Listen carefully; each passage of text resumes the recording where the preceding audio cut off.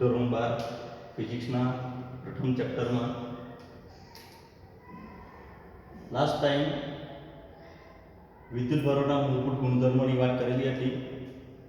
થોડીક વેબએક્સ પર online એજ્યુકેશનનો try કરી જોયો, પણ બહુ સક્સેસફુલ નહીં રહેવાયો. એટલે આજે સિમ્પલ વિડીયો રેકોર્ડિંગ કરીને તમને વોટ્સઅપ ગ્રુપ પર મૂકવાનો પ્રયત્ન કરું છું. વિદ્યુતભારના મૂળભૂત ગુણધર્મોમાં પ્રથમ ગુણધર્મ છે વિદ્યુતભારોનો સરવાળો કરી શકાય. આપણે બેઝિક ગણતરી પ્રમાણે વિદ્યુતભારોનો બેઝિક સરવાળો કરી શકીએ. માની લો કે મારી પાસે કોઈ એક વિદ્યુતભારનું તંત્ર છે. આ વિદ્યુતભારના તંત્રની અંદર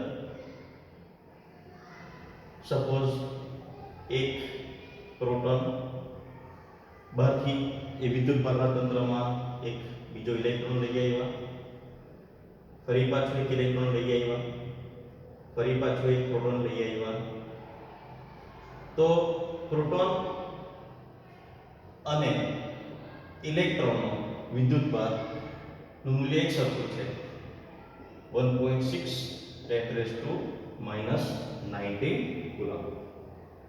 તો પ્રોટોન ધન વિદ્યુતભાર ધરાવે છે, ઇલેક્ટ્રોન ઋણ વિદ્યુતભાર ધરાવે છે. તો અહીંયા જોઈ શકાય તે પ્રમાણે સિમ્પલ બેઝિક સરવાળો કરીએ તો જેટલા ધન વિદ્યુતભાર છે એટલો જ ઋણ વિદ્યુતભાર છે, જેટલો ઋણ વિદ્યુતભાર છે એટલો જ ધન વિદ્યુતભાર છે. તો પરિણામી વિદ્યુતભાર enclose by this system remains 0. આવી રીતે આપણે વિદ્યુતભારોનો સરવાળો કરી શકીએ.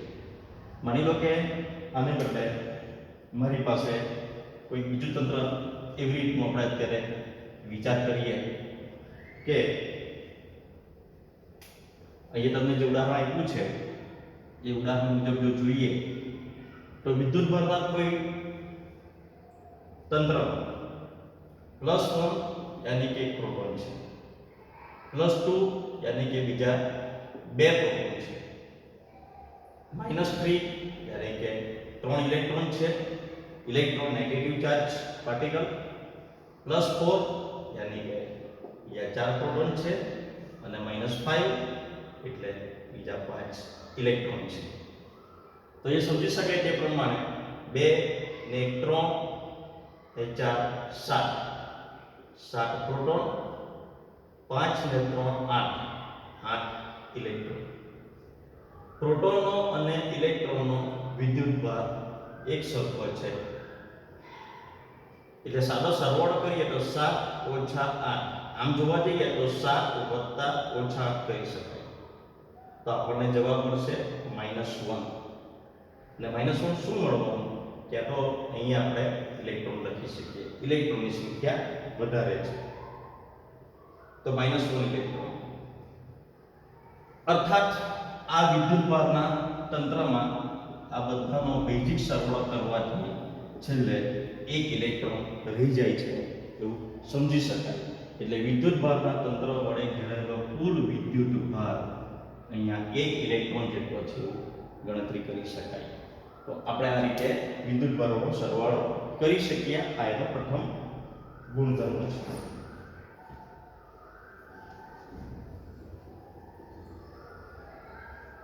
બીજો ગુણધર્મ છે વિદ્યુતભારનું સંરક્ષણ થશે.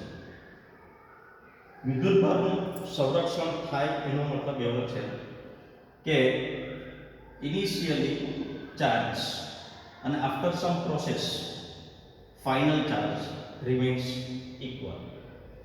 કોઈ વિદ્યુતભારનું તંત્ર લઈએ કે જેમાં કોઈ વિદ્યુતીય પ્રક્રિયા કરવા પહેલાંનો વિદ્યુતભાર અને પ્રક્રિયા કર્યા પછીનો વિદ્યુતભાર સરખો થવો જોઈએ.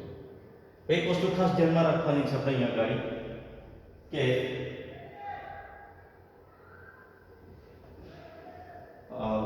આપણું જે તંત્ર રાખવાના છે તંત્ર વિદ્યુતની દ્રષ્ટિએ અલગ કરેલું તંત્ર હોવું જોઈએ. 11 સાયન્સમાં આપણે ભણી ગયા તે મુજબ ઉષ્મીય રીતે અલગ કરેલું તંત્ર હતું.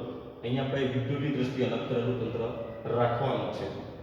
એટલે તંત્ર આપણે કેવું વિચારવાનું છે કે તંત્રની અંદરનો વિદ્યુતભાર જો હોય તો બહાર નહીં જઈ શકતો, અને જો કોઈ બહારનો વિદ્યુતભાર હોય તો તે અંદર આવી શકતો નથી.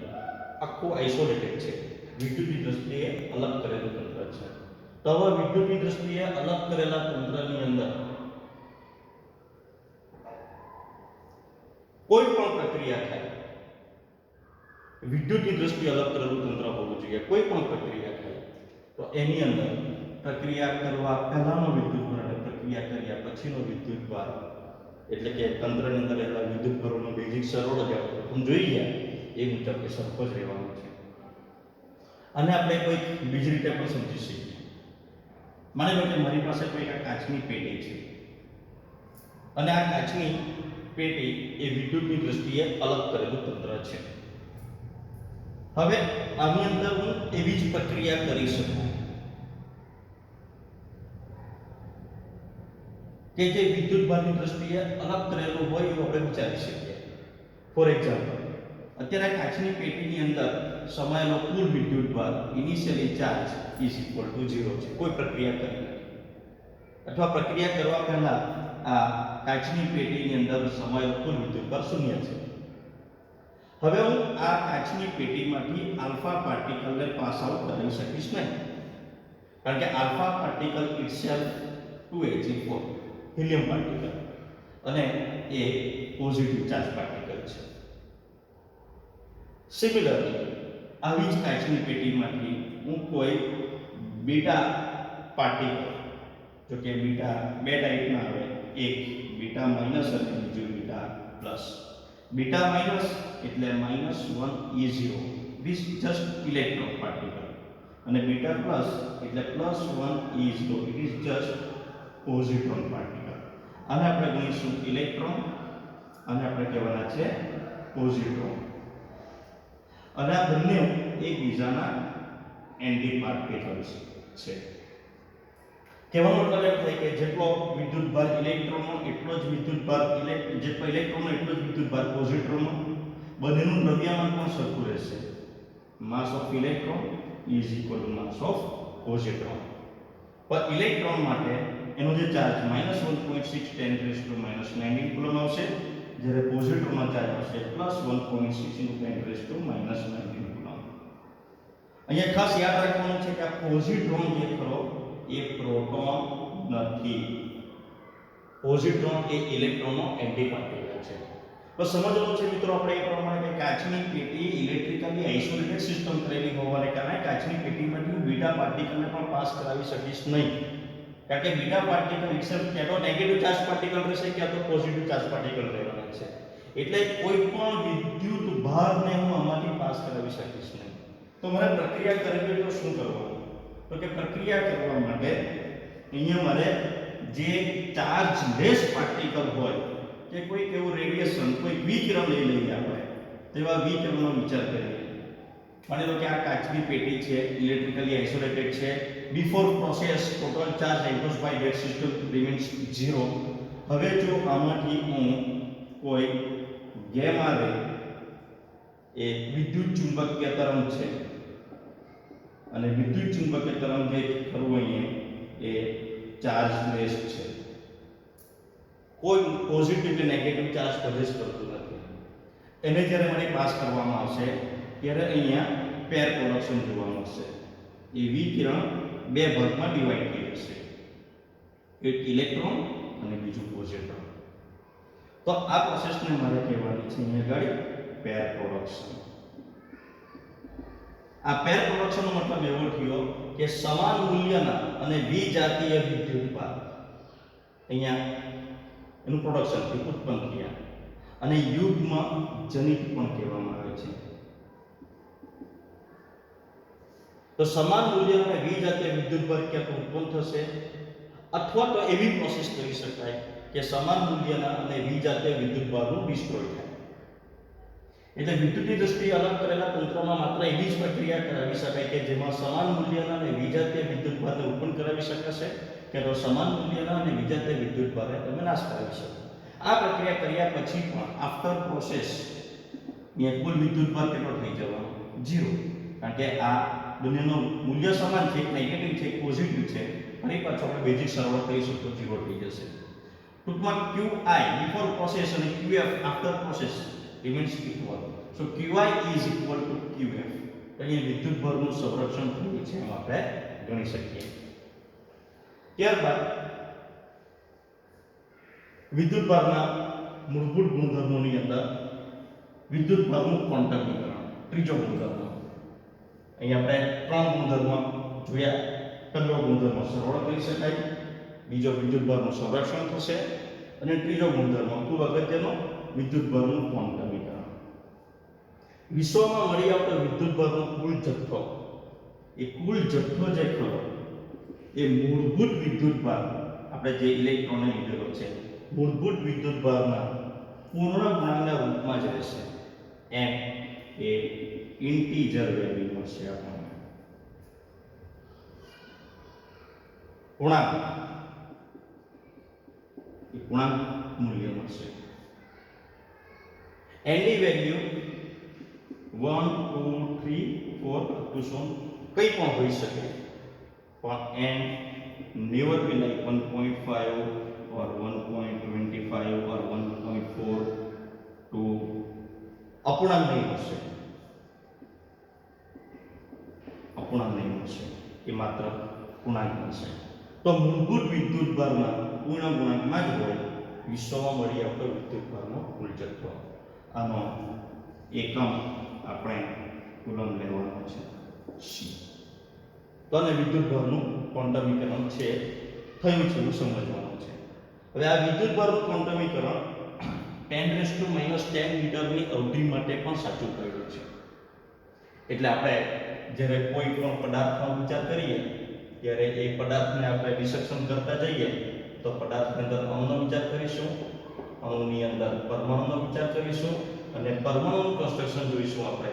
તો અહીંયા આ ન્યુક્લિયસ, આ ઇલેક્ટ્રોનની ઓર્બિટ, કેન્દ્રથી લઈને અહીંયા સુધી જે આપણે પરમાણુની ત્રિજ્યા કહેવાના છે એ 1 એંગસ્ટ્રોમ, એટલે કે 10 10 મીટરના ક્રમની રહેવાની છે. તો 10 10 મીટરના ક્રમની અવધિ અને ન્યુક્લિયસની ત્રિજ્યાનો વિચાર કરીશું તો 10 40 to 10 15 મીટર, જેને આપણે એક ફેમ્ટોમીટર ફર્મી કહેવાના છે. તો 10 10 મીટરની અવધિ માટે વિદ્યુતભારનું ક્વોન્ટમીકરણ એ પ્રસ્થાપિત થઈ ચૂક્યું છે. તો વિદ્યુતભારનું ક્વોન્ટમીકરણ માટે તમારે Q n × E ફોર્મ્યુલા યાદ રાખવાની છે અને યાદ રાખજો E ની વેલ્યુ 1.6 10 19 કુલમ પ્રજાર આપણે યાદ રાખવાની છે. તો થઈ ગયું વિદ્યુતભારનું ક્વોન્ટમીકરણ. વિશ્વમાં મળી આવતો વિદ્યુતભારનો કુલ જથ્થો એ મૂળભૂત વિદ્યુતભારના જ પૂર્ણભારના રૂપમાં હશે.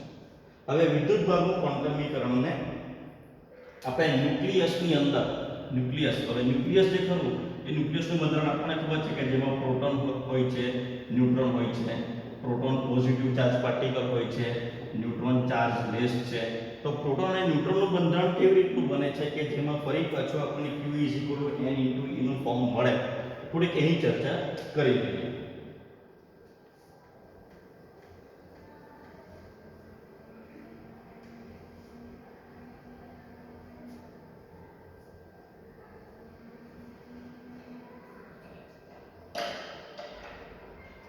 આપણે પ્રોટોન વિશે વિચારીશું. P for proton. તો પ્રોટોનનું જે બંધારણ ખરું, પ્રોટોન હોય કે N ફોર ન્યુટ્રોન હોય, આ બંને એક ક્વાર્કમાંથી બનેલા છે. અને ક્વાર્ક્સ આપણી પાસે બે ટાઈપના છે, એક અપ ક્વાર્ક અને બીજો ડાઉન ક્વાર્ક. અપ ક્વાર્કની જે વેલ્યુ છે એ +2/3 × E, એટલે મૂળભૂત વિદ્યુતભારમાં અપૂર્ણાંકના ફોર્મમાં આવશે. અને જે ડાઉન ક્વાર્ક છે એની વેલ્યુ -1/3 × E, એટલે મૂળભૂત વિદ્યુતભારના અપૂર્ણાંકના ફોર્મમાં. પણ ડાઉન ક્વાર્ક એ નેગેટિવ અને અપ ક્વાર્ક એ પોઝિટિવ છે. તો ટૂંકમાં ક્વાર્ક જે ખરા એ પોતે ઇટસેલ્ફ અપૂર્ણાંકમાં છે તો ક્વાર્ક તમને ક્યારેય પણ સેપરેટ જોવા મળવાના નથી. આ ખાસ યાદ રાખવાનું છે. ક્વાર્ક્સ હંમેશા એ લોકોની જોડીમાં જ હોય છે.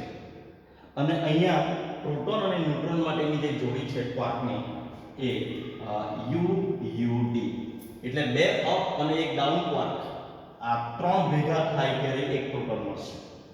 એ જ પ્રમાણે ન્યુટ્રોનનો વિચાર કરીશું તો UDD, એટલે એક અપ ક્વાર્ક અને બે ડાઉન ક્વાર્ક ભેગા થશે ત્યારે એક ન્યુટ્રોન મળશે. હવે આપણે આને બેઝિક સરળ કરીને જોઈએ કે ક્વોન્ટમીકરણ Q n × E બને છે. પ્રોટોન માટે આપણને ખબર છે કે +E જેટલી વેલ્યુ મળવી જોઈએ વિદ્યુતભાર.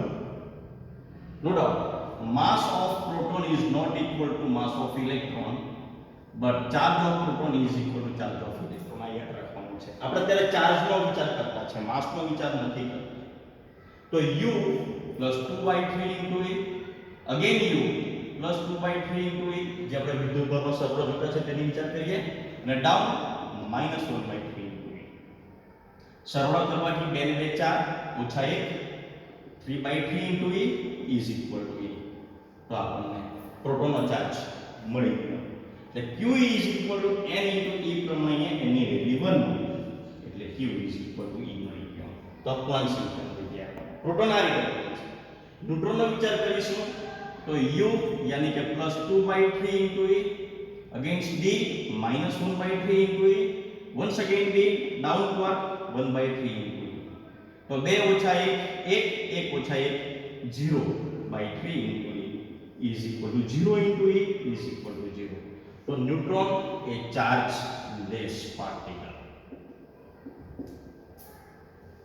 તો એમ કહી શકાય કે Q is equal to n × E ની અંદર n ની વેલ્યુ આપણને 0 મળે છે. તો આ વાત થઈ ગઈ વિદ્યુતભારના ક્વોન્ટમીકરણ, જેમાં આપણે ન્યુક્લિયસની અંદર રહેલા પ્રોટોન અને ન્યુટ્રોનનું પણ બંધારણ અપ ક્વાર્ક અને ડાઉન ક્વાર્કની જોડીથી કેવી રીતે મળે છે એની પણ ચર્ચા કરી લીધી. હવે નેક્સ્ટ વિડિયોમાં આપણે જોવાના છે કુલોમ્બનો નિયમ, અદિશ સ્વરૂપ અને સદિશ સ્વરૂપ.